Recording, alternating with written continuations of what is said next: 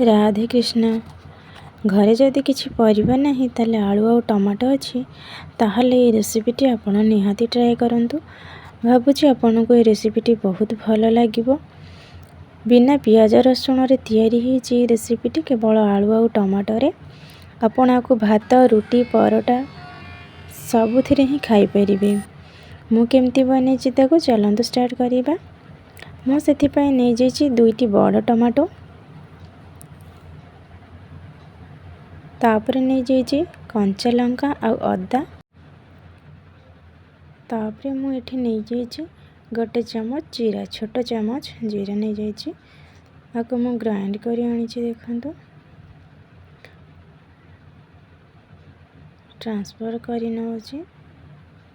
तापर मुझे मसला रे देइछि दही, अल्प किछि दही देइछि। आपण दही बदल रे लेंबू रस नहीं पारिबे। तापर मु टिके लंका गुंड दे देइछि, अल्प टिके लंका गुंड देइछि जेहेतु कंचा लंका देइथिली। तापर मु आधा चमच दे देइछि जीरा गुंड। तापर एठी मु गोटे चमच धनिया गुंड देइछि। बेसी मसला किछि यूज करबानी, कम मसला रे ही करिबी। मुठी आधा चमच दे देइछि हेंगु। तापर दे देइछि हळदी गुंड, हलदी गुंड दे सारा पर मुठी चीनी नहीं आधा चमच।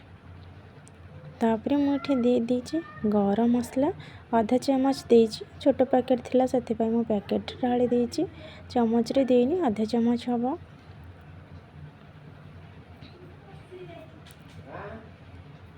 तापर मुठी टिके लूण देके भल भाव मिक्स करनेली।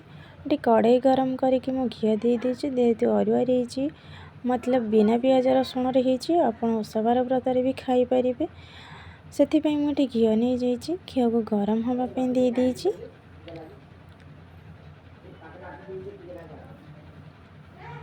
घी मोर ये गरम हो सारा पर मुझे जीरा दे देइछि।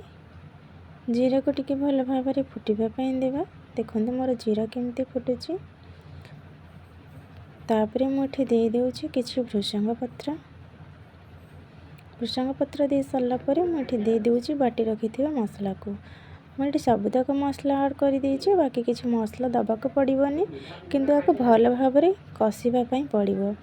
आपन ओषा बार आपको खाई पारे, परिबा नथले आपको बनै पारे। देखो मुझे काश्मीरी लंका गुंड नहीं कलर पाई देदेला पर देखो केते कलर आसूची। कलर पाई लंका गुंड आप निहाती नियंतु।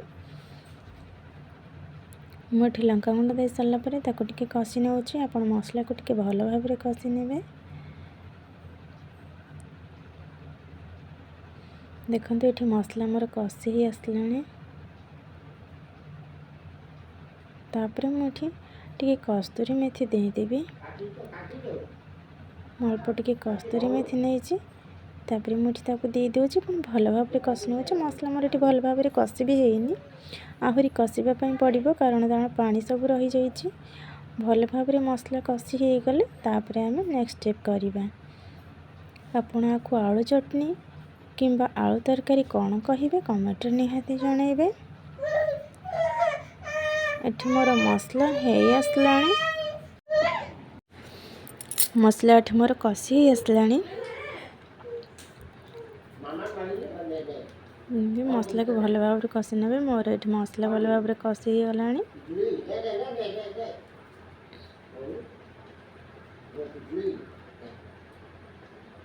तापर मुझे देदेवी आलू को मुझे सीझे कि नहीं। आप सीझा आलू ही ने मुझे आलू को गुंड करके दे दौची। मु दुईटा आलू नहीं आपण हिसाब से आप आलू ने मुझे गुंड करके भल भाव कषि नवा मसला आलू को दे सारा पर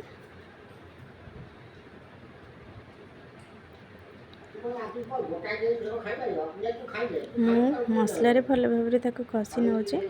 कषि हो सारा पर पानी दे देउछि। पानी दे सारा पर टिके घोड़े ने भल भाव फुटीज। भल भाव फुटीगला आमर रेडी हो तरकारी।